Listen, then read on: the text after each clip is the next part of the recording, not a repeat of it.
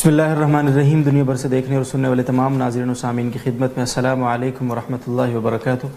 मैं हूँ आपके मेज़बान मोहम्मद अब्दुल वदूद और आप देख रहे हैं प्रोग्राम आपके मसाइल का हल, जिसे रोज़ाना शब 9:05 पे मुल्क के मारूफ दीनी वसी तालीमी इदारे जामिअतुर रशीद कराची से बराह रास्त आपकी खिदमत में पेश किया जाता है।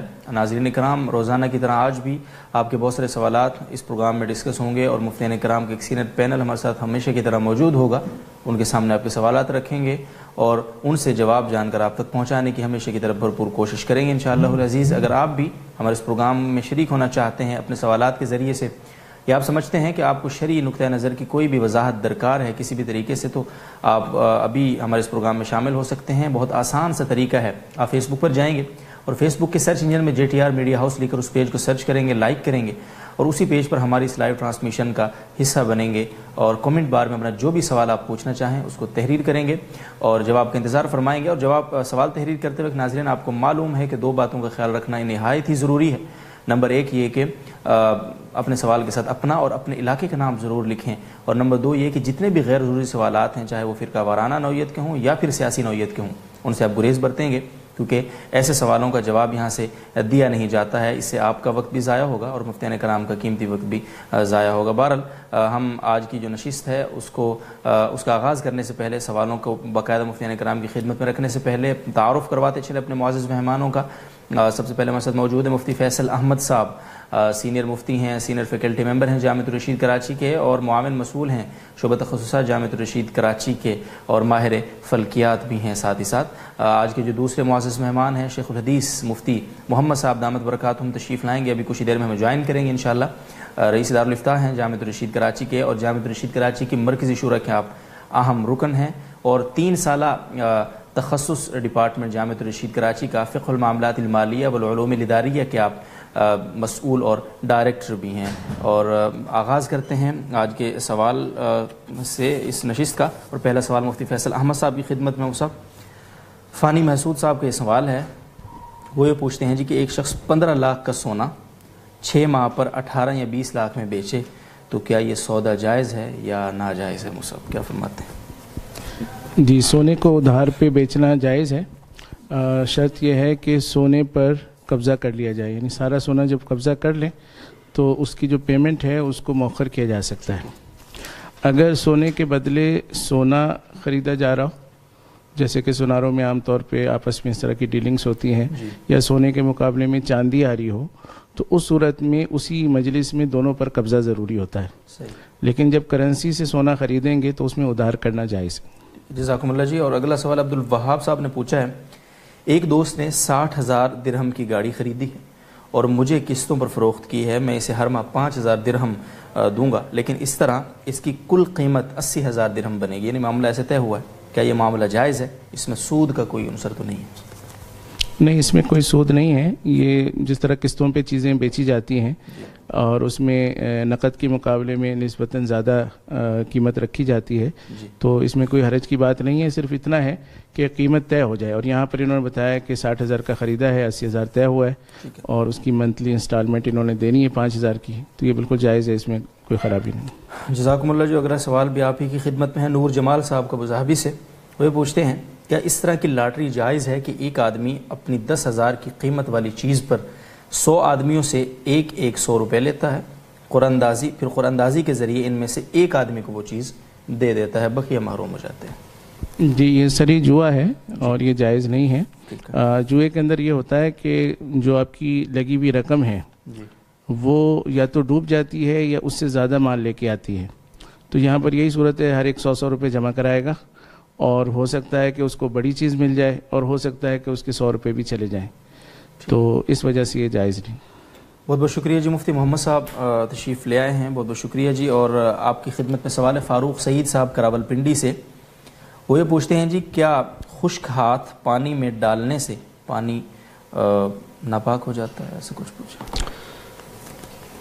अगर वज़ू करने की बिस्मिल्लाहिर्रहमानिर्रहीम अगर वज़ू करने की नीयत है या गुस्ल करने की नीयत है और बाल्टी में हाथ डाला है जी, तो हाथ अगर पाक है, उस पर ज़ाहिरी तौर पर कोई नजासत लगी हुई नहीं है, तो पानी नापाक तो नहीं होगा, लेकिन वो पानी मुस्तामल हो जाएगा। ठीक है। لیکن اگر وضو کی نیت نہیں ہے یا غسل کی نیت نہیں ہے، ویسے ہی ہاتھ ڈال دیا اور ہاتھ پاک ہے، تو اس سے پانی پر کوئی اثر نہیں پڑتا، وہ نہ ناپاک ہوتا ہے نہ مستعمل ہوتا ہے۔ پانی مستعمل ہو تو اسے پھر وضو اور غسل میں استعمال کرنا درست نہیں ہوتا۔ کوئی ظاہری نجاست بدن پر یا کپڑے پر لگی ہوئی تو اسے دھویا جا سکتا ہے، وضو غسل نہیں کیا جا سکتا۔ بہت شکریہ مصعب، یعنی وضو کی نیت کے بغیر اگر استعمال کیا ہاتھ ڈال کے پھر کچھ اثر اس پہ نہیں پڑے گا؟ ہاں نہیں، وہ مستعمل بھی نہیں شمار ہوتا۔ مصعب بعض قربت سے جب ہاتھ پانی میں ڈالا جائے تو وہ مستعمل ہوتا ہے۔ ٹھیک ہے، بہت شکریہ مصعب۔ لیکن ایک صورت بس اوقات یہ ہوتی ہے کہ پانی چلو کے ذریعے سے وضو کے لیے جب استعمال کرتے ہیں تو ہاتھ سے لیتے ہیں یوں، اول تو یہ کہ کوشش یہ کرنی چاہیے کہ کوئی دوسرا برتن ہو جس سے پانی لے کر آدمی وضو کرے یا غسل کرے۔ لیکن اگر کوئی ایسی مجبوری پیش آ گئی کہ پانی نہیں ہے اور بالٹی کو اگر جھکا کر پانی لیتے ہیں تو بہت پانی ضائع ہو جاتا ہے، پھر غسل کرنا مشکل ہو جاتا ہے، تو ایسی مجبوری کی صورت میں اگر کوئی ہاتھ سے پانی لے اور ہاتھ پاک ہو اس کا یا پہلے دھو لے اس کو، تو اس سے کوئی فرق نہیں پڑتا، کیا جا سکتا ہے۔ جزاکم اللہ مصعب۔ علی حیدر صاحب ساہیوال سے پوچھتے ہیں کیا ناپاک کپڑے واشنگ مشین میں دھونے سے، بہت بار سوال آ چکا ہے، اور واشنگ مشین میں دھونے سے باقی کپڑے بھی ناپاک ہو جاتے ہیں؟ اگر ہاں تو پاک کس طرح کریں گے پھر؟ اس کی دو صورتیں ہو سکتی ہیں۔ ایک صورت تو یہ ہے کہ جب آپ نے پاک ناپاک سارے مشین میں ڈال دیے تو ظاہر ہے سارے ناپاک ہو گئے، تو آپ مشین میں دھلنے سے صاف ہونے کے بعد آپ اس کو مشین سے نکالیں اور 3 دفعہ صاف پانی میں ان کو نچوڑیں تو وہ پاک ہو جائیں گے سارے۔ دوسری صورت یہ ہے کہ واشنگ مشین میں رہتے ہوئے ہی اگر آگے سے آپ اس کا پائپ کھول دیں جس سے پانی خارج ہوتا ہے اور اوپر سے پائپ سے پانی ڈالتے رہیں اور اتنی دیر تک اس کو ڈالنے رکھیں کہ اطمینان ہو جائے کہ جو کچھ نجاست کپڑوں میں تھی وہ نکل کر بہہ گئی ہے، تو بھی کپڑے پاک ہو جائیں گے۔ جزاکم اللہ۔ محمد قاسم جمال صاحب راولپنڈی سے پوچھتے ہیں جن جرابوں پر مسح کیا جاتا ہے مصعب، ان کی خصوصیات کیا ہیں؟ یہ پہلے بھی آ چکا ہے اور میں تفصیل سے بتا چکا ہوں کہ جن جرابوں پر مسح کرنا جائز ہے وہ یا تو ایک چمڑے کے موزے ہیں جو عام طور پر استعمال ہوتے ہیں، تو ان میں تو کوئی اشکال کی بات نہیں ہے۔ جرابیں اگر ہیں تو وہ پھر سوتی کپڑے کی اتنی موٹی ہونی چاہیے کہ ان کو پہن کر اگر 1 میل تک چلیں تو وہ پاؤں سے نکلے نہیں۔ نمبر 2 یہ کہ وہ اتنی مضبوط ہوں کہ پنڈلی پر بغیر کسی ڈوری اور ربڑ کے وہ ٹکی رہیں اور نیچے نہ نکلیں۔ اور نمبر 3 یہ کہ اگر پانی کا قطرہ جراب کے اوپر ڈالا جائے تو وہ ایک دم بہہ کر نیچے پاؤں تک نہ جائے۔ تو یہ 3 شرائط موٹی موٹی ہیں جرابوں پر مسح کرنے کی۔ عام طور پر جو جرابیں ہمارے ہاں سردیوں میں یا گرمیوں میں پہنی جاتی ہیں وہ ایسی نہیں ہوتی اور ان پر مسح جائز نہیں ہوتا۔ بہت شکریہ مصعب۔ اور مفتی فیصل احمد صاحب کی خدمت پہ سوال ہے رابعہ صاحبہ کا ملتان سے، میرے بھائی غیر اسلامی بینک میں جاب کرتے ہیں، ان کی ریٹائرمنٹ میں ابھی 3 سال باقی ہیں، بینک نے ان کو گولڈن شیک ہینڈ کی آفر کے ساتھ 60 لاکھ کی آفر دی ہے، کیا اب یہ اماؤنٹ حلال کہلائے گی مجھے؟ دیکھیں گولڈن شیک ہینڈ میں جو ملازمت کا اس کا قانونی حق ہوتا ہے اس کو اس سے خرید لیا جاتا ہے گویا، اور اسے کہا جاتا ہے کہ آپ مزید ملازمت کو جاری نہ رکھیں اور یہاں سے ہٹ جائیں تو ہم آپ کو اتنے پیسے دیتے ہیں۔ تو اس کی گنجائش ہے، اور بینک سودی بینک سے بھی کیونکہ یہ کسی ملازمت کے بدلے میں نہیں مل رہی تو لہذا اس کو حرام نہیں کہیں گے۔ کراہت سے تو خالی نہیں ہے، ذرائع آمدن تو وہی ہیں، لیکن بہرحال یہ حرام نہیں ہے۔ صحیح، جزاکم اللہ جی۔ اور اگلا سوال ہم سے پوچھا ہے جی عبداللہ خان صاحب نے، اور یہ پوچھتے ہیں آج کل لوگ آن لائن گیمز کھیلتے ہیں جس میں دونوں طرف سے پیسے لگائے جاتے ہیں اور جو جیتتا ہے اس کو وہ پیسے مل جاتے ہیں، درست؟ جی، ابھی تھوڑی دیر پہلے ہی جو جوئے کی ایک صورت گزری تھی یہ اسی طرح ہے، جب دونوں طرف سے پیسے لگیں گے اور کسی ایک کو مل جائیں گے جیتنے کے ایونٹ پر تو یہ جوا ہی ہے، تو لہٰذا جائز نہیں، حرام۔ بہت شکریہ مصعب۔ اور اگلا سوال ہے انفال صاحب کا، اسلام آباد سے صاحب ہیں جی، کسی کے پاس 40,000 روپے جمع ہوں، پہلے 7,000 پر سال گزرا، باقی پر سال نہیں گزرا، وہ قرض دے دیے، اب ان پہ زکوٰۃ کا کیا حکم ہے؟ قرض میں دے دیے، ان پہ زکوٰۃ کا حکم کیا ہے؟ کیا جب قرضہ واپس ملے گا اس پر زکوٰۃ نکالی جائے گی یا نہیں ہو سکتا؟ جی، پہلے تو میں یہ وضاحت کر دوں کہ سال گزرنے کا مطلب کیا ہوتا ہے۔ سال گزرنے کا مطلب یہ نہیں ہے کہ جو رقم بھی آپ کے پاس ہے وہ پہلی تاریخ سے سال کے آخر تک آپ کے پاس رہے، تو ایسا تو ہوتا ہی نہیں ہے، جب بھی کرنسی آتی ہے وہ آگے پیچھے ہوتی رہتی ہے، خرچ ہوتی رہتی ہے.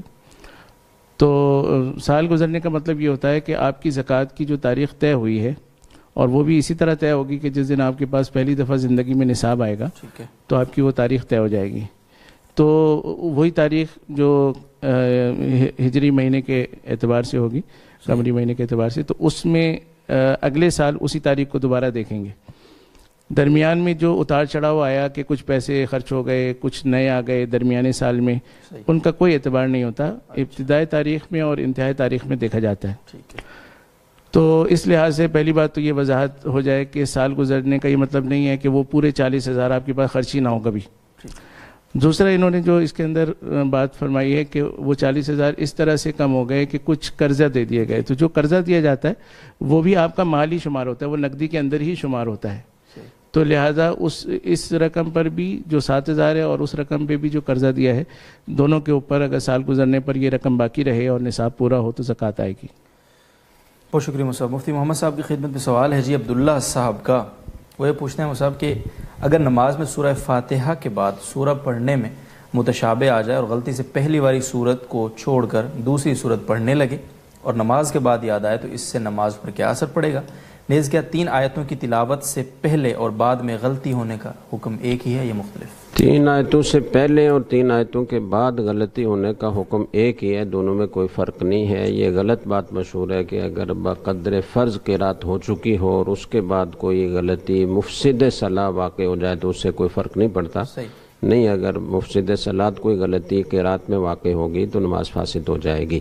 باقی جو بات انہوں نے پوچھی ہے کہ ایک سورت پڑھ رہے تھے اور متشابہ لگ کر کسی دوسری میں چلے گئے اور پتہ ہی نہیں چلا، نماز کے بعد یاد آیا، تو اب وہ دیکھیں اس مضمون کو ملا کر کہ پہلے جو پڑھ رہے تھے پہلی صورت جہاں سے ان کو متشابہ لگا اور اس سے وہ دوسری صورت کی طرف منتقل ہو گئے، تو اس طرح اس کے مضمون میں کوئی ایسا تو نہیں ہو گیا کہ معنی بالکل بدل گئے ہوں اور بہت ہی تغیر فاحش پیدا ہو گیا ہو. وہ اس کو دیکھ کر کہ ان کو کیا متشابہ لگا، کیا پڑھ رہے تھے، پھر آگے انہوں نے کیا پڑھا، تو حکم بتایا جا سکتا ہے. جزاکم اللہ مصعب. اور اگلا سوال ہے وقار احمد صاحب کا کراچی سے. اتحیات میں بیٹھنا بھول گئے، 4 رکعتیں مکمل پڑھ کر سلام پھیر دیا، نماز ادا ہوئی یا نہیں؟ جی نماز نہیں ہوئی، اس لیے کہ سجدہ سہو لازم تھا، وہ سجدہ سہو آپ نے نہیں کیا، تو اب یہ نماز دوبارہ پڑھی جائے گی. ٹھیک. جزاکم اللہ. شہاب الدین صاحب کا اگلا سوال ہے اگر کوئی شخص فجر کی فرض نماز اول وقت میں پڑھتا ہے تو فرض نماز کے فوراً بعد سنت پڑھنا کیسا ہے؟ اللہ تعالیٰ اس کو اتنی سمجھ دے دیں کہ فرض نماز سے پہلے سنتیں پڑھی جاتی ہیں، بعد میں نہیں پڑھی جاتی. اور یہ جو ان کو کہیں غلط فہمی ہوئی ہے کہ ہر نماز اول وقت میں پڑھنا افضل ہے، تو اس میں بھی تفصیل ہے، اور وہ تفصیل یہ ہے کہ اول وقت مستحب.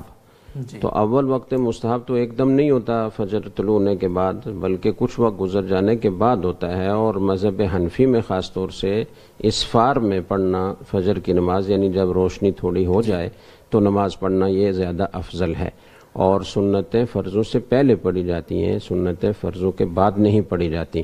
اگر کسی نے ایسی غلطی کر لی کہ اس نے فوراً فرض پڑھ لیے تو اب وہ سنتوں سے محروم ہو گیا، اب اس پر توبہ استغفار ہے، اب وہ سنتیں نہیں پڑھ سکتا. جزاکم اللہ صاحب. محمد جہانگیر خان صاحب دبئی سے پوچھتے ہیں مفتی فیصل احمد صاحب سے، سونے کی زکوٰۃ میں تولہ کا اعتبار ہے مصعب، یہ قیمت کا اعتبار ہے؟ نیز کتنے تولے یا کتنی قیمت پر زکوٰۃ فرض ہوگی؟ دیکھیں تولے کا بھی اعتبار ہے بعض صورتوں میں اور قیمت کا بھی اعتبار ہے. اگر کسی کے پاس صرف سونا ہو، زکوٰۃ کے جو اموال ہیں یہ 4 ہیں: سونا، چاندی، کرنسی اور تجارت کا سامان.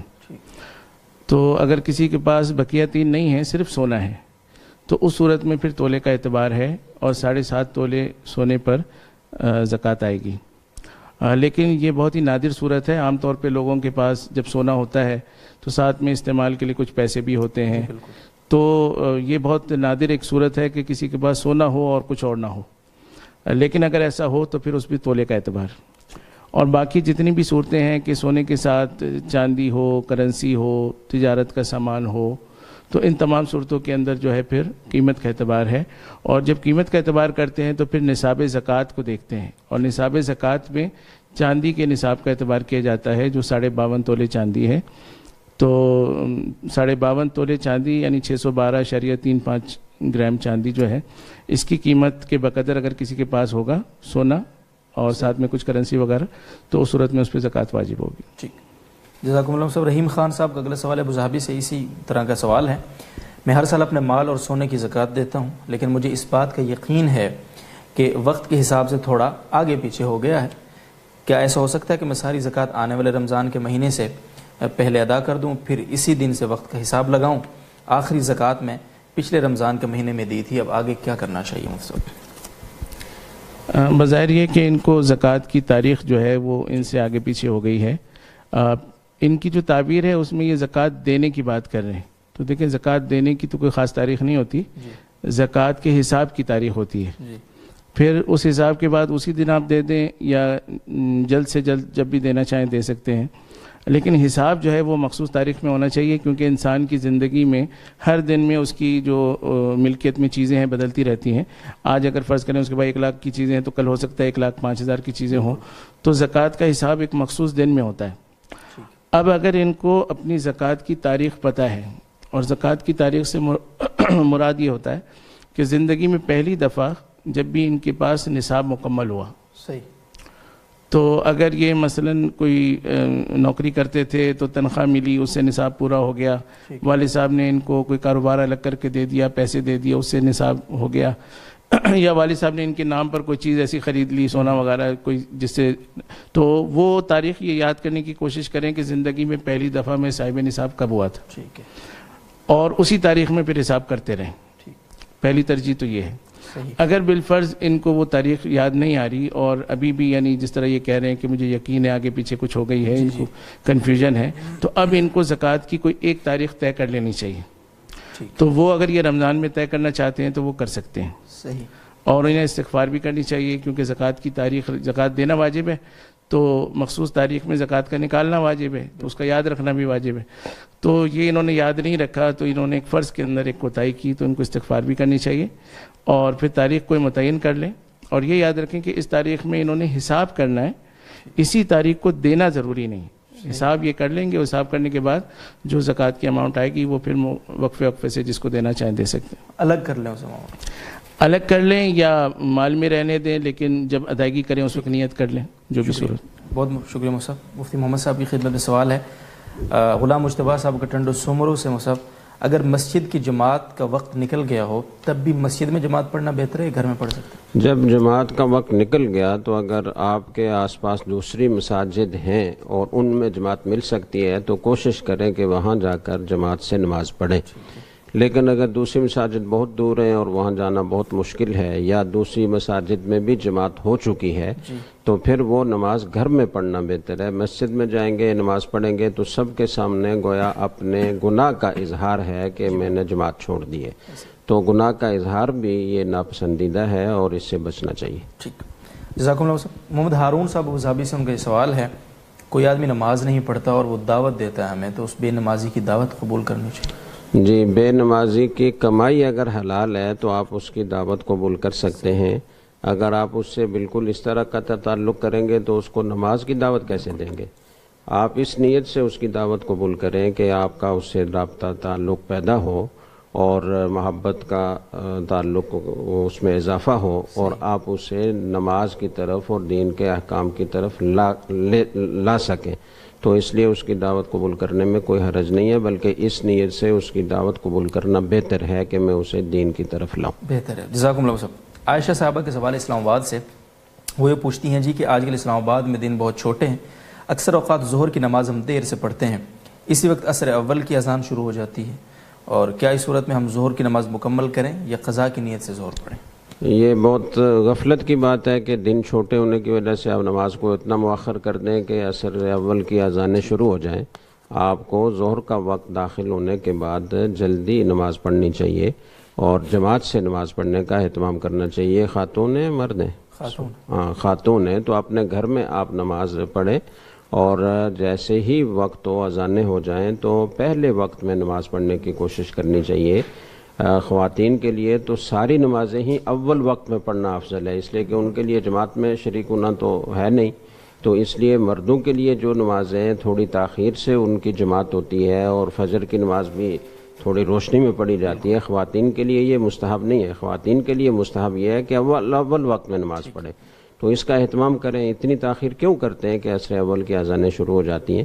لیکن اگر کبھی کسی مشغولیت کی وجہ سے، مجبوری کی وجہ سے اتنی تاخیر ہو جائے اور عصر اول کی اذانیں شروع ہو جائیں تو آپ ظہر کی نماز ادا ہی کی نیت سے پڑھیں.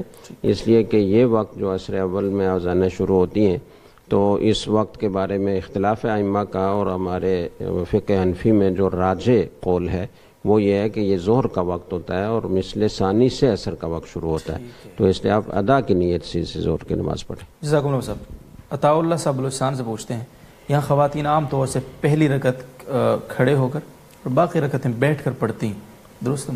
انہوں نے یہ وضاحت نہیں کی کہ یہ فرض نماز کی بات پوچھ رہے ہیں یا نفل کی پوچھ رہے ہیں. اگر نفل کی پوچھ رہے ہیں تو کوئی حرج کی بات نہیں ہے. نفل شروع سے بھی بیٹھ کر پڑھے جا سکتے ہیں. ایک رکعت کھڑے ہو کر پڑھی اور تکان محسوس ہوئی تو بیٹھ کر مکمل کی تو کوئی حرج کی بات نہیں ہے. لیکن اگر فرض نماز کی بات پوچھ رہے ہیں تو اس صورت میں پھر یہ ضروری ہے کہ اگر ان کو قیام کی استطاعت ہے اور انہیں کوئی عذر نہیں ہے تو وہ ساری نماز کھڑے ہو کر پڑھیں. قیام فرض ہے.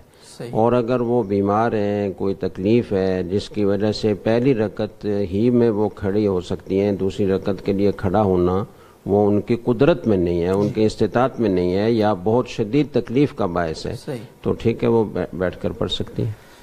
بہت بہت شکریہ صاحب. اور مفتی فیصل احمد صاحب کی خدمت میں اگلا سوال ہے لیاقت علی صاحب کا. جی، میں نے زمین خریدتے وقت نیت کی تھی کہ اسے بیچ کر انشاءاللہ تعالی حج کروں گا. زمین قسطوں پر خریدی ہے. 6 سال 4 ماہ میں 4,60,000 روپے ادا کرنے ہیں. کیا اس زمین پر زکوٰۃ ہوگی یا نہیں؟ اگر ہوگی تو کب ادا کرنی ہوگی؟ دیکھیں، آپ نے حج کی نیت سے اگرچہ یہ زمین خریدی ہے کہ اس کو بیچ کے میں حج کروں گا، لیکن بہرحال بیچنے کی نیت آپ کی موجود ہے. جی، تو اس وجہ سے یہ زمین خود تو مال زکوٰۃ میں شمار ہوگی. ٹھیک ہے. اور اس کی جو بھی موجودہ قیمت ہوگی اس پر زکوٰۃ آئے گی. یعنی اگر اس وقت آپ فروخت کریں تو جو بھی قیمت مارکیٹ میں ہوگی اس پر زکوٰۃ آئے گی. اور کیونکہ انہوں نے یہ ادھار لی ہے، قسطوں میں لی ہے، تو ابھی ان کے اوپر ادھار بھی ہوگا. تو اس سال یا اگلے سال جس وقت بھی حساب کریں گے تو اس وقت جتنی قسطیں انہوں نے دینی ہوں گی اس کو یہ اس سے منفی کر سکتے ہیں اپنی زکوٰۃ کے حساب سے. بہتر. تو باقی یہ ہے مال زکوٰۃ، اس میں زکوٰۃ آئے گی. بہت بہت شکریہ جمعہ صاحب. اور اگلا سوال بنت عبداللہ صاحب نے پوچھا ہے ممبئی سے. بہت سے لوگ کہتے ہیں کہ جو لوگ حج کمیٹی گورنمنٹ سے قراندازی کے ذریعے حج پر جاتے ہیں تو وہاں اللہ کا بلاوا آتا ہے، یعنی ان لوگوں کے لیے، جبکہ جو لوگ پرائیویٹ ٹور سے جاتے ہیں ان کو اللہ کا بلاوا نہیں آتا. اس بات کی کیا حقیقت ہے؟ سوال کچھ واضح نہیں ہے. جو لوگ وہاں پہنچ جاتے ہیں تو ظاہر ہے ان کو بلاوا آتا ہے، تبھی تو پہنچتے ہیں. اور ویسے دیکھا جائے تو برعکس ہونا چاہیے، کیونکہ جو پرائیویٹ ٹور سے جاتے ہیں وہ تو یقینی طور پہ چلے جاتے ہیں، اور جو سرکاری ہوتے ہیں ان کا تو بلاوا پتہ نہیں آتا یا نہیں آتا. جی، خرچہ بھی زیادہ ہوتا ہے. تو یہ ویسے لوگوں میں باتیں پھیل جاتی ہیں. ہاں، جو لوگ وہاں پہنچ گئے تو ظاہر ہے اللہ نے ان کو بلایا، تبھی اور لوگوں میں منتخب کیا ہے، انہیں ان کو متوجہ کیا ہے کہ آپ آئیں، تو سب برابر ہے. ویسے اس حوالے سے ایک اور بات یہ ہے، لوگ کہتے ہیں اکثر کہ جی وہاں لوگ مطلب کچھ غلط عقائد والے گمراہ جن کو ہم کہتے ہیں، علماء کی نظر میں واقعتاً گمراہ ہوتے ہیں فرق کے لحاظ سے، یا ویسے وہ بھی تو پہنچے ہوئے ہوتے ہیں وہاں. تو لوگ یہ بڑا اعتراض ہوتا ہے کہ ان لوگوں کو اللہ تعالیٰ نے کیسے قبول کر لیا، جبکہ آپ کہتے ہیں کہ اللہ جس کو بلاتا ہے وہی جاتا ہے، اور کوئی تو وہ کیسے؟ ویسے تو اللہ تعالیٰ نے یعنی اتنی تنگی نہیں رکھی ہے جتنی ہم سمجھ رہے ہیں. تو اللہ تعالیٰ تو ظاہر جانوروں کو بھی دے رہے ہیں، کفار کو بھی دے رہے ہیں، ہر ایک کو دے رہے ہیں. تو اللہ تعالیٰ کے خزانوں میں تو کوئی کمی نہیں ہوتی. تو باقی یہ کہ وہاں پر اللہ تعالیٰ کسی کو بلاتے ہیں تو اللہ تعالیٰ نے اس کے ساتھ خیر کا معاملہ تو کیا ہوگا یقینی طور پہ. اب وہ خیر کا معاملہ یہ بھی ہو سکتا ہے کہ اس کے عقائد ٹھیک ہو جائیں، اس کے گناہ ختم ہو جائیں. اور ہم نے دیکھا ہے بہت دفعہ کہ لوگ اکثر داڑھی رکھتے ہیں، پردہ شروع کرتے ہیں، عام طور پہ وہ بتاتے ہیں ہم نے عمرے کے سفر میں ایسا سوچا. یا تو ہر طرح کے لوگوں کو اللہ تعالیٰ بلاتے ہیں اور خیروں سے نواز کے دوبارہ اللہ تعالیٰ بھیج دیتے ہیں. وہ میں نے کسی سے سنا تھا مولانا صاحب کہ وہ کہتے ہیں کہ کچھ بھی نہ ہو تو اللہ تعالیٰ حجت تام کر دیتے ہیں کہ یہاں اگر نہیں سدھرا تو خیر. بہرحال بہت شکریہ مولانا صاحب. خرم صاحب کا سوال امریکہ سے اور وہ یہ پوچھتے ہیں جی کہ آج کل سردی کے دنوں میں عشاء کی نماز 6:30 پر ہوتی ہے، لیکن جو لوگ اسے گھر میں پڑھتے ہیں ان کے لیے اس کا آخری وقت کب تک ہے؟ جی دیکھیں، عشاء کا آخری وقت جو ہے وہ ویسے تو فجر کی نماز شروع ہونے تک ہے، یعنی صبح صادق تک ہے. جی لیکن پھر اس کے اندر تقسیم ہے کہ آدھی رات تک کا جو وقت ہے، یعنی ثلث اللیل یعنی 1/3 جب رات گزرتی ہے تب تک پڑھ لینا اس کا مستحب ہے. یعنی اس سے اگر ہم تاخیر کریں گے تو استحباب ختم ہو جائے گا، اس کی زیادہ فضیلت ختم ہو جائے گی. لیکن اگر کوئی آدھی رات سے پہلے بھی پڑھ لیتا ہے، اور آدھی رات سے مراد یہ کہ صبح صادق اور یہ جو غروب کا وقت ہے اس کے درمیان آپ ادا کر لیں، تو یہ جائز ہوگا. بہت بہتر تو نہیں ہوگا لیکن جائز ہوگا اس کے لیے. اس سے بھی اگر وہ مؤخر کرے گا تو پھر یہ مکروہ ہو جائے گا. تو ویسے تو اس کا صبح صادق تک وقت ہے، اگر کسی کی رہ جائے، کوئی سفر پہ ہو، دیر سے پہنچا، کوئی بات ہو، تو وہ صبح صادق سے پہلے بھی ادا نماز عشاء کی پڑھ سکتا ہے. لیکن کوشش کرنی چاہیے کہ 1/3 گزرنے سے پہلے پڑھ لے، اور زیادہ سے زیادہ یہ کہ آدھی رات سے پہلے پڑھ لے. اس کا اہتمام کرنا چاہیے. ٹھیک ہے، جزاکم اللہ. جی مفتی محمد صاحب کی خدمت میں اگلا سوال ہے. جعفر اقبال صاحب نے پوچھا ہنگو سے، امام کے بارے میں برے خیالات رکھنے سے اس کے پیچھے نماز پڑھنا کیسا ہو؟ یہ کیوں نہیں پوچھتے کہ امام کے بارے میں برے خیالات رکھنا کیسا ہے؟ یہ تو بہت غلط بات ہے. کسی عام مسلمان کے بارے میں برے خیالات رکھنا ٹھیک نہیں ہے، بدگمانی کرنا صحیح نہیں ہے، اس کے بارے میں غلط سوچنا ٹھیک نہیں ہے. ان ساری چیزوں سے ہمیں شریعت نے قرآن کریم میں، حدیث میں منع کیا ہے کہ نہ آپس میں بغض رکھو، نہ حسد کرو، نہ ایک دوسرے سے بدگمانی کرو، نہ ایک دوسرے سے پیٹ پھیر کر الگ ہو. تو ہمیں سب کے ساتھ حسن ظن اور حسن سلوک کا معاملہ رکھنا چاہیے. اور پھر امام کو تو اللہ تعالیٰ نے ایک مقام عطا فرمایا ہے، وہ آپ کا نائب بن کر اللہ تعالیٰ کی بارگاہ میں درخواست پیش کرتا ہے اور آپ کی امامت کرتا ہے. تو اس کا تو بہت احترام دل میں ہونا چاہیے. اس کے بارے میں آپ برے خیالات چھوڑ دیں اور نماز اسی کے پیچھے پڑھتے رہیں. کوئی اگر معقول وجہ ہے اور اس کی تفصیل بتا کر کسی مقامی مستند عالم سے آپ تفصیل معلوم کر سکتے ہیں. بہت شکریہ محمد اعظم صاحب کا اگلا سوال ہے. اگر گھر میں جماعت ادا کرنی پڑے اور میاں بیوی ہوں تو اقامت عورت کہے گی یا مرد صاحب کہیں گے؟ نیز وہ دونوں جماعت میں کس طرح کھڑے ہوں گے؟ جی، اقامت مرد ہی کہے گا، عورت نہیں کہے گی. اور جماعت میں کھڑے ہونے کا طریقہ یہ ہے کہ امام آگے کھڑا ہوگا اور عورت پیچھے کھڑے ہوگی. ویسے جیسے دو مرد ہوتے ہیں تو آپس میں اگر جماعت کرائیں تو مقتدی بھی امام کے اس برابر میں سیدھی طرف کھڑا ہوتا ہے، تھوڑا سا پیچھے ہٹ کر. لیکن عورت کے لیے یہ حکم نہیں ہے، عورت پچھلی صف میں ہی کھڑی ہوگی، ان کی جماعت اس طرح ہوگی. صحیح، بہت شکریہ. جی ضیاء صاحب کا اگلا سوال ہے ملائیشیا سے. کیا بیٹا ماں باپ کا جنازہ خود پڑھا سکتا ہے چاہے کوئی عالم موجود ہو یا نہ ہو؟ جی، یہ نہ صرف پڑھا سکتا ہے بلکہ بیٹے کا ہی سب سے زیادہ حق ہے. اور جو مشہور بات ہے کہ امام الحی یعنی محلے کا امام وہ زیادہ مقدم ہے، تو ایسا نہیں ہے. بعض حضرات نے تو فقہا نے یہ لکھا ہے کہ بیٹا جو ولی ہے وہ زیادہ افضل ہو تو اسی کا حق مقدم ہے، وہ پہلے حقدار ہے اور امام اس کے بعد حقدار ہے. اور اگر امام ولی سے زیادہ افضل ہو تو پھر امام افضل ہے. لیکن فقہا نے اس کی بھی وضاحت فرمائی ہے کہ یہ اس امام کے بارے میں ہے کہ جو باقاعدہ جب اسلامی حکومت ہوتی ہے اور قاضی کی طرف سے امام اور سلطان کی طرف سے کسی کو امام مقرر کیا جاتا ہے تو وہ چونکہ سلطان کا یا قاضی کا نائب ہوتا ہے، تو وہ پھر اگر افضل ہو تو اس کا حق زیادہ مقدم ہوتا ہے. لیکن عام طور پر جیسے ہمارے معاشرے میں ہے کہ وہ امام وہ مقتدی مل کر اس کو منتخب کرتے ہیں، یا مسجد کی انتظامیہ کمیٹی ہوتی ہے وہ منتخب کرتا ہے، یا ولی منتخب کرتا ہے، تو امام بالادست نہیں ہوتا، اس سے بالادست دوسرے لوگ ہوتے ہیں. تو ایسی حالت میں پھر ولی کا جو حق ہے وہ بہرحال امام سے مقدم ہے. اسے اگر نماز جنازہ کے احکام آتے ہیں وہ بالکل ہی اس سے نابلد نہیں ہے، تو پھر بیٹے ہی کو نماز پڑھانی چاہیے، اس کا حق ہے. البتہ اگر وہ کسی بڑے عالم کو نماز پڑھانے کے لیے کہتا ہے تو اس کی بھی گنجائش ہے اور بلا کراہت جائز.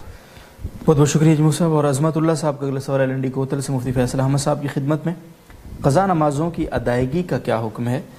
نیز قضا نمازوں کے لیے فدیہ اس کا کیا حکم ہے؟ سب دونوں کو حکم بیان فرماتے ہیں. جی، قضا نمازیں ادا کرنا لازم ہے. اور قضا نماز کی نیت ہم یوں کریں گے کہ اگر آپ کو وقت یاد ہے، اس کا کم نمازیں ہیں اور وقت یاد ہے تو آپ دن کا تعین کر سکتے ہیں. اور اگر بہت ساری نمازیں ہیں جیسے بہت سے لوگوں کی رہ جاتی ہیں تو پھر وہ یہ نیت کرے کہ میرے ذمے جتنی بھی فجر کی نمازیں ہیں ان میں سے میں پہلی پڑھتی ہوں. تو ہر دفعہ یہی نیت کرتا رہے، کیونکہ وہ ایک ایک کم ہوتی جائے گی. تو وہ یہ کہے کہ میرے ذمے اب جتنی باقی ہیں ان میں سے پہلی پڑھتا ہوں، میرے ذمے جو باقی ہیں ان میں سے پہلی پڑھتا ہوں. اس طرح کر کے وہ اپنی نمازوں کو اس طرح سے کرے. اور جب اس کو اطمینان ہو جائے کہ جتنی میرے ذمے لازم تھی وہ میں پڑھ چکا ہوں، تو اس کے بعد پھر وہ پڑھنا بند کر دے اور پھر وہ صاحب ترتیب ہو جائے گا. تو ایک تو یہ چیز ہے. اور دوسری بات انہوں نے پوچھی ہے فدیہ کے حوالے سے کہ اگر کسی کی ایسی حالت ہو گئی کہ اب وہ نماز نہیں پڑھ سکتا، تو وہ وصیت کر دے. یعنی وہ نہیں پڑھ سکتا کا مطلب ہے کہ وہ کھڑے ہو کے بھی نہیں پڑھ سکتا، بیٹھ کے بھی نہیں پڑھ سکتا، لیٹ کے بھی نہیں پڑھ سکتا. تو اب اور اسے ہوش بھی نہیں ہے نماز پڑھنے کا، تو اس میں بعض دفعہ تو قوما وغیرہ کی صورتیں ہو جاتی ہیں جس میں اگر پورا دن یعنی 6 نمازیں جو ہیں یعنی وتر سمیت وہ اس کی نکل جاتی ہیں، تو اگر بالکل بے ہوشی کی حالت میں نکل جاتی ہیں تو معاف ہو جاتی ہیں. لیکن اگر اس سے کم نمازیں، کبھی ہوش آتا ہے کبھی نہیں ہوتا، جیسے آخری مرض الموت کے اندر عام طور پہ ہوتا ہے، لوگ بیمار ہوتے ہیں، بہت تکلیف میں ہوتے ہیں، ان سے نہیں پڑھی جا رہی ہوتی، تو جو نمازیں ان کی رہ جائیں تو پھر ان کا وہ وصیت کر جائیں، یا پہلے سے وصیت وہ کر دیں کہ کوئی نماز میری رہ جائے تو اس کو دے دیا جائے، فدیہ دے دیا جائے. تو فدیہ جو ہے وہ ہر نماز کا جو ہے وہ ایک صدقہ فطر کے برابر ہے. تو دن میں جو ہے وہ 5 فرض نمازیں ہیں اور ایک وطر ہے، تو 6 نمازوں کا فدیہ دن کے حساب سے دے رہا ہوں. ٹھیک، بہت شکریہ مصعب. اور حافظ غلام صاحب نے انڈیا سے پوچھا ہے، کیمرے والا موبائل فون جیب میں رکھ کے نماز ہو جاتی ہے؟ جی، کیمرے والا موبائل فون میں تو ویسے بھی کوئی خرابی نہیں ہے. اگر اس موبائل فون کے اندر تصویریں اور طرح طرح کی خرافات ہیں تو کیونکہ وہ تصویر نظر نہیں آ رہی تو نماز میں اس لحاظ سے کراہت نہیں ہے. لیکن خود تصویریں جو جائز نہ ہوں وہ تصویریں رکھنا یا اس طرح کی ویڈیوز رکھنا یہ ٹھیک نہیں. جزاکم اللہ صاحب. اور ذیشان خان صاحب سعودی عرب سے پوچھتے ہیں، میں پینٹ کا کام کرتا ہوں، اکثر ہاتھوں پر کام کے بعد پینٹ لگا رہ جاتا ہے جو آسانی سے دور نہیں ہوتا، کیا اس پر وضو یا غسل وغیرہ وہ ہو جاتا ہے یا نہیں؟ جی، اگر پینٹ یقینی طور پہ لگا رہ گیا ہے اور پانی وہاں نہیں پہنچ سکتا تو اس سے وضو نہیں ہوگا اور غسل بھی نہیں ہوگا. اور باقی انہوں نے جو کہا کہ آسانی سے نہیں اترتا، تو اس کے لیے جو طریقے ہوتے ہیں اسپرٹ وغیرہ کے ذریعے سے ظاہر ہے اس پر وہ عمل کرتے ہوں گے، تو اس کو پورے اہتمام سے اس پر عمل کیا جائے. وضو کی کوئی جگہ جو ہے وہ اس سے نہ بچ سکے. اور اس کے بعد اگر کوئی ایسی جگہ ہو جہاں پر ہلکا سا نشان رہ جائے اور وہ مسلسل رگڑنے کے باوجود بھی وہ نہ جا رہا ہو، صرف رنگ رہ گیا ہو اور باقی چیزیں اس سے نکل گئی ہیں، تو اس صورت میں پھر نماز ہو جائے گی. جزاکم اللہ جی. افتخار احمد صاحب گجرانوالہ سے پوچھتے ہیں، والدہ کی وراثت میں بیٹی کا کتنا حصہ ہے؟ جی سب جی، بیٹی کا حصہ 2 شکلیں ہوتی ہیں اس کی، کہ بلکہ 3 آپ سمجھ لیں. کہ اگر صرف بیٹی ہے بیٹا نہیں ہے تو اس صورت میں بیٹی کو نصف ترکہ ملتا ہے. ٹھیک ہے. اور اگر ایک سے زیادہ بیٹیاں ہیں اور بیٹا نہیں ہے تو پھر اس صورت میں 2 ثلث یعنی 2/3 اس کو ترکہ ملتا ہے، سب میں برابر تقسیم ہو جاتا ہے. اور اگر بیٹا بھی ہے تو اس صورت میں بیٹوں کو 2 حصے ملیں گے اور بیٹی کو 1 حصہ ملے گا. اس طرح سے. بہت بہت شکریہ جی. مفتی محمد صاحب کی خدمت. اگلا سوال ہے نظر محمد صاحب کا کراچی سے. میت کے گھر پر جی مروجہ طریقے سے اس کے جنازہ پڑھنے سے پہلے ہاتھ اٹھا کر دعا کرنا کیسا ہے؟ بعض لوگ جنازہ پڑھنے سے پہلے تو نہیں کرتے لیکن بعد میں کرتے ہیں، کیا حکم ہے آپ سے؟ بتاتا ہوں. مولانا فاضل صاحب اس سے آگے والا سوال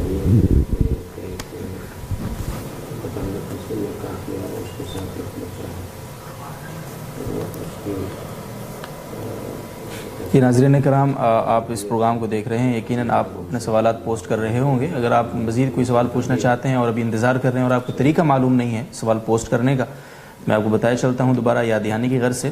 آپ فیس بک پر جائیں گے، فیس بک کے سرچ انجن میں GTR میڈیا ہاؤس لکھ کر اس پیج کو سرچ کریں گے، لائک کریں گے اور کومنٹ بار میں سوال تحریر کر دیں گے. جب آپ کا انتظار فرمائیں گے انشاءاللہ آپ کے آج پوچھے گئے سوالات تحقیق کی غرض سے مفتیان کرام کو کل ان کی خدمت میں بھیج کر ان کے کل کے پروگرام میں آپ کے ان سوالوں کے جوابات آپ تک پہنچائے جائیں گے انشاءاللہ.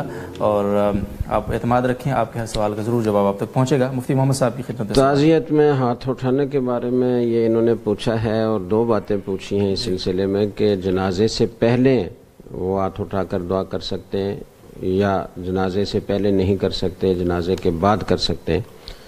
تو دعا کے اعتبار سے تو کوئی فرق جنازے سے پہلے اور بعد نہیں ہے. جنازے سے پہلے بھی دعا میت کے لیے کی جا سکتی ہے, جنازے کے بعد بھی کی جا سکتی ہے, لیکن جو تعزیت ہے اس کو سمجھ لینا چاہیے کہ تعزیت اصل میں دعا کرنے کا نام نہیں ہے. تعزیت کے لفظی معنی ہے تسلی دینا, یعنی ایسے کلمات کہنا کہ جس سے اہل میت کو اس غم اور صدمے کی حالت میں تسلی ہو. آپ صلی اللہ علیہ وسلم سے مختلف الفاظ منقول ہیں. ایک حدیث صحیح میں آپ نے تعزیت کے الفاظ یوں ارشاد فرمایا, ان للہ ما اخذ ولہ ما اعطى وکل شیء عندہ باجل مسمى فلتصبر ولتحتسب. کہ حضرت زینب رضی اللہ تعالیٰ عنہ جو رسول اکرم صلی اللہ علیہ وسلم کی صاحبزادی تھیں, تو ان کا ایک بیٹا فوت ہو گیا. تو آپ نے فرمایا کہ جو کچھ اللہ نے لیا ہے وہ بھی اللہ ہی کا تھا, اور جو دے رکھا ہے وہ بھی اللہ ہی کا ہے, اور ہر ایک چیز کے لیے ایک وقت مقرر ہے, لہٰذا تمہیں صبر کرنا چاہیے اور ثواب کی امید رکھنی چاہیے. تو اس طرح کے کلمات کہہ کر تو اہل میت کو تسلی دینا, یہ ہے تعزیت کی حقیقت. اب لوگوں نے لازمی طور پر دعا کو بھی اس کا جز بنا دیا ہے, اور دعا کے بغیر وہ تعزیت کو مکمل نہیں سمجھتے. یہ غلط ہے, اور اس تعزیت کے موقع پر ہاتھ اٹھا کر دعا کرنے کا کوئی ثبوت رسول اکرم صلی اللہ علیہ وسلم سے یا صحابہ کرام رضی اللہ تعالیٰ عنہم سے نہیں ملتا, اور بعد کے ائمہ اور فقہاء نے بھی اس کا کوئی ذکر نہیں کیا. اس لیے اس موقع پر دعا کے لیے ہاتھ نہیں اٹھانے چاہیے. دعائیہ کلمات تو کہے جا سکتے ہیں بغیر ہاتھ اٹھائے, لیکن باقاعدہ. پھر اس میں ایک خرابی یہ بھی ہے کہ جو بھی نیا آنے والا ہوتا ہے وہ پھر ہاتھ اٹھاتا ہے, پھر سارا مجمع ہاتھ اٹھاتا ہے, پھر 2 منٹ کے بعد تیسرا آئے گا تو پھر اسی طرح سارے مجمع کو ہاتھ اٹھانا پڑیں گے. تو ظاہر ہے یہ جو بار بار ایک مشق کی جا رہی ہے, تو اس میں نہ تو وہ توجہ ہوتی ہے, نہ وہ دعا کی حقیقت پائی جاتی ہے اس میں کہ آدمی کامل طور پر متوجہ ہو کر خشوع و خضوع سے اللہ تعالیٰ سے مانگے. تو وہ چیز ہی نہیں ہے. تو یہ ایک قسم کی دعا کی توہین اور دعا کا مذاق اڑانے کے مترادف ہے, اس لیے اس سے بچنا چاہیے. لیکن بہرحال اس معاملے میں چونکہ بعض علماء کرام وہ یہ تعویل کرتے ہیں کہ دعا کے لیے تو کوئی وقت مقرر نہیں ہے, کسی وقت بھی کی جا سکتی ہے, تو اس لیے وہ دعا کر لیتے ہیں, اور ایک طبقہ پورا ایسا موجود ہے. تو اس لیے دوسروں پر اس سلسلے میں سختی نہیں کرنی چاہیے. اگر کوئی کرتا ہے تو سختی سے اس کو منع کرنا اور اس کو بالکل حرام اور ناجائز قرار دینا بھی مناسب نہیں ہے. البتہ دوسری بات یہ ہے کہ جنازہ جب دفن کر لیا جائے تو دفن کے بعد قبر پر ہاتھ اٹھا کر دعا کرنے کا ثبوت حدیث سے ملتا ہے, اس لیے اس میں کوئی حرج کی بات نہیں. بہت بہت شکریہ صاحب. اور ضیاء صاحب کا اگلا سوال ہے ملائیشیا سے. اگر کوئی شخص کسی طلاق یافتہ یا بیوہ سے نکاح کرے اور اس عورت کا بچہ بھی ہو, تو یہ مرد جو نکاح کرے گا اس بچے کو اپنی ولدیت کا نام دے سکتا ہے یا نہیں؟ جی, اس سے چونکہ کوئی نسبی تعلق اس کا نہیں ہے تو اس لیے اس کو ولدیت کا نام نہیں دے سکتا. باقی اس کی کفالت کرنا, اس کے ساری ذمہ داریاں اٹھانا, اس کی تعلیم و تربیت کا انتظام کرنا, یہ اچھی بات ہے اور سعادت کی بات ہے, اس کا اہتمام کرنا چاہیے. ملائیشیا سے مجھے یاد آیا کہ تھوڑی دیر پہلے میں دیکھ رہا تھا تو ایک صاحب نے سوال کیا ہے, ان کی آئی ڈی پر جو نام لکھا ہوا تھا وہ بختی اکبر لکھا ہوا تھا.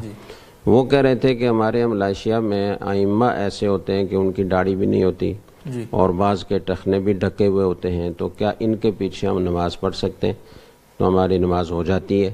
تو یاد رکھیں کہ کوشش تو یہی کرنی چاہیے کہ کسی صالح اور متبع سنت امام کے پیچھے نماز پڑھی جائے, لیکن جہاں ایسا امام میسر نہ ہو تو جماعت نہیں چھوڑنی چاہیے. ایسے امام کے پیچھے بھی نماز پڑھنے سے نماز ہو جاتی ہے, آپ کو کوئی گناہ نہیں ہوگا, آپ کی نماز میں کوئی کراہت نہیں آئے گی. جزاکم اللہ جی. انفال ہاشمی صاحب نے پوچھا ہے اگلا سوال, کیا بالغ اپنا عقیقہ خود کر سکتا ہے؟ کیا اسے بھی وہی فضیلت ملے گی؟ بالغ اپنا عقیقہ خود کر سکتا ہے, باقی فضیلت پوری وہ ملے گی یا نہیں ملے گی تو یہ یقینی تو نہیں ہے, لیکن امید رکھی جا سکتی ہے کہ جو عقیقے کے فوائد بیان کیے گئے وہ اس کو بھی حاصل ہوں.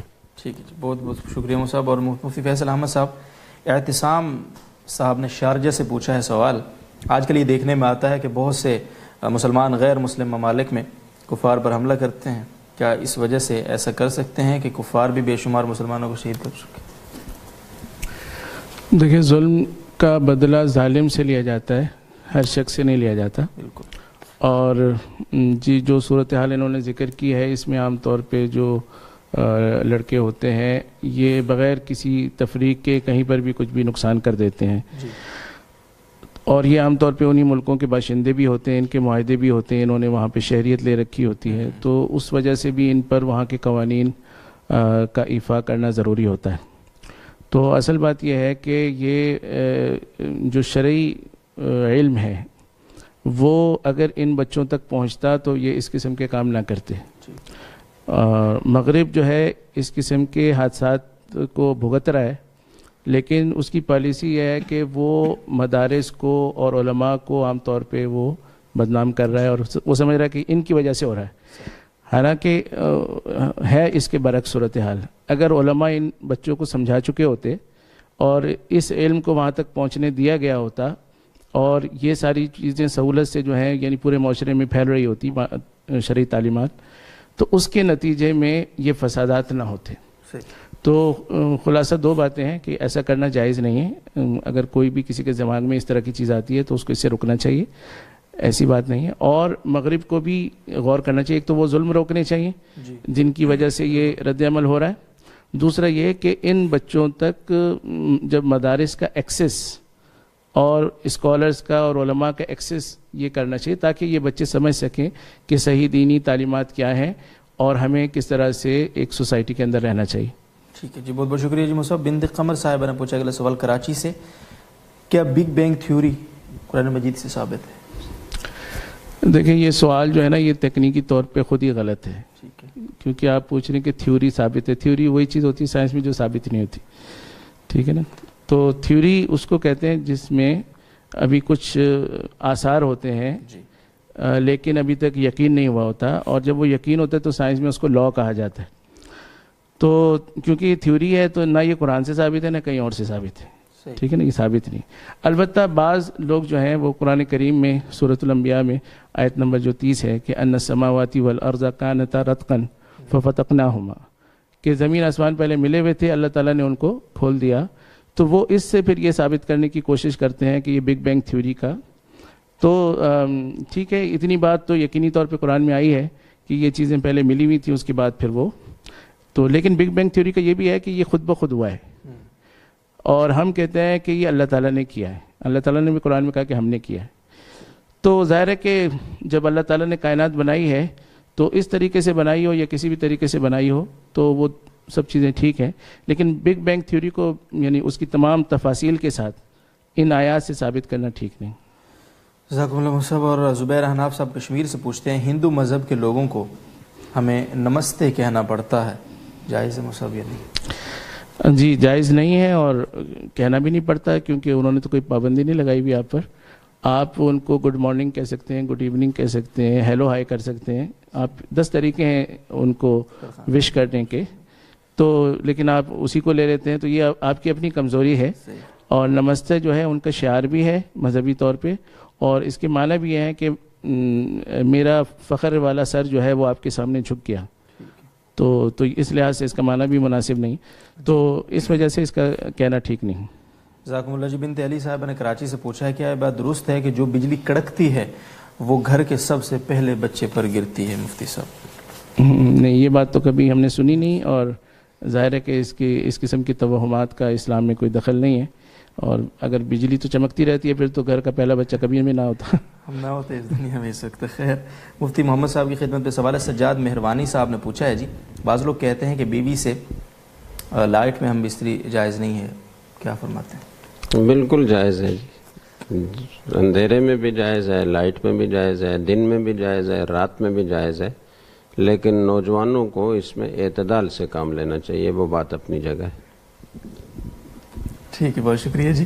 زوجہ رضوان صاحبہ نے پوچھا ہے سوال گجرات سے, میرے والد صاحب فوت ہو گئے ہیں, کیا ان کی قبر پر فاتحہ خانے کے لیے جا سکتے؟ جی, اس پر ایک دن تفصیل سے بات ہوئی تھی کہ آپ صلی اللہ علیہ وسلم نے ان عورتوں پر لعنت فرمائی تھی جو بار بار قبرستان کی زیارت کے لیے جاتی ہیں, اور شروع میں آپ نے سب کو قبرستان جانے سے منع کیا تھا جب گویا شرکیہ خیالات تازہ تازہ تھے اور ان کا ایک شیوع تھا, تو اس لیے آپ نے منع فرمایا تھا. لیکن بعد میں آپ نے خود ہی اجازت دے دی تھی. اس اجازت کے بارے میں اگرچہ دونوں نقطہ نظر پائے جاتے ہیں. بعض حضرات کہتے ہیں کہ یہ اجازت صرف مردوں کو دی گئی تھی، عورتوں کے لیے ممانعت اسی طرح برقرار رہی. لیکن میں نے عرض کیا تھا کہ حدیث کے الفاظ میں عموم ہے، الا فزوروها الان فانها تذکر الاخرہ، تو اس میں کوئی مردوں کی تخصیص نہیں ہے، مطلق اجازت ہے عورتوں کے لیے بھی. البتہ بعض فقہا نے یہ لکھا ہے کہ جوان عورت کے نکلنے میں چونکہ فتنہ ہے تو اس لیے اس سے منع کیا جائے گا. دوسری بات فقہا نے یہ لکھی ہے کہ عورتیں چونکہ جزا فضا بہت کرتی ہیں، پھر شرکیہ اور اس طرح کے بدعات اختیار کرتی ہیں قبروں پر جا کر، تو اس لیے ان کو منع کیا جائے گا. جہاں تک بات ہے فتنے کی، تو وہ تو ویسے بھی خروج سے ہوتا ہی ہے، اور ہم کسی بھی ضرورت اور حاجت کے لیے عورت کو نکلنے کی اجازت دیتے ہیں تو شرائط کے ساتھ اجازت دیتے ہیں کہ وہ پردے کا اہتمام کرے، وہ بن سنور کر نہ نکلے، وہ اپنی چال ڈال میں ایسا انداز اختیار نہ کرے کہ لوگ متوجہ ہوں. تو یہ بھی اپنے والد کی قبر پر جانا یہ ایک طبی خواہش ہے، اور میں سمجھتا ہوں کہ یہ حاجت کے درجے میں آتی ہے، تو اس لیے شرائط کے ساتھ یہاں بھی اجازت دی جا سکتی ہے. اور دوسری شرط وہی ہے کہ وہ جزا فضا نہ کرے، اس سے یہ اندیشہ نہ ہو کہ وہاں جا کر کوئی شرکیہ افعال کرے گی. تو ان چیزوں کا اہتمام کیا جائے تو بیٹی کو اپنے باپ کی قبر پر جانے کی گنجائش موجود ہے.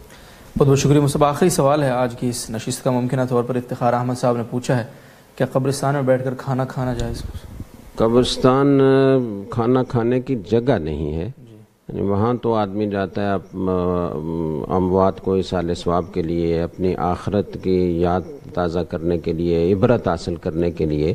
تو اس کو میلے ٹھیلے کی جگہ نہیں بنانا چاہیے کہ وہاں بیٹھ کر گپیں لگا رہے ہیں، کھا رہے ہیں، یہ بہت نامناسب بات ہے. البتہ کبھی ایسا ہوتا ہے کہ کسی ضرورت سے کوئی طویل دورانیے تک قبرستان میں رہنا پڑ گیا، مثال کے طور پر کسی کو دفن کرنے کے لیے قبر تیار ہو رہی ہے اور اس میں کوئی دقت پیش آ گئی اور کافی دیر لگ گئی اور اب لوگوں کو بھوک بھی لگ رہی ہے، تو وہ اگر جس جگہ قبریں ہیں وہاں سے ہٹ کر جو خالی جگہ ہے وہاں بیٹھ کر اگر کھانا کھائیں تو یہ ممنوع بھی نہیں ہے. بہت بہت شکریہ جی مفتی محمد صاحب، مفتی فیصل احمد صاحب اور تمام ناظرین و سامعین کا بہت بہت شکریہ. آج کی نشست کا وقت جو ہے وہ اپنے اختتام کو پہنچتا ہے. انشاءاللہ العزیز کل دوبارہ شب 9:05 پہ آپ کے بہت سارے سوالات کے ساتھ اسی نشست میں دوبارہ آپ سے ملاقات ہوگی. تب تک اجازت دیجیے. اللہ حافظ.